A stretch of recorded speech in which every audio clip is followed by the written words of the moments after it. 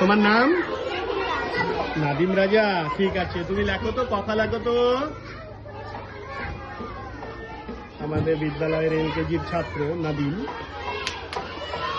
খুবই ছোট।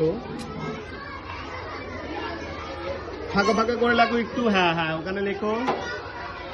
সুন্দর লিখছে নাদিম।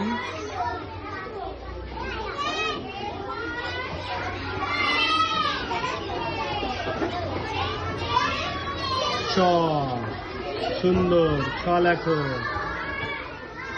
ছ, বর্গীয় জ। ঝ লেখো। ঝ,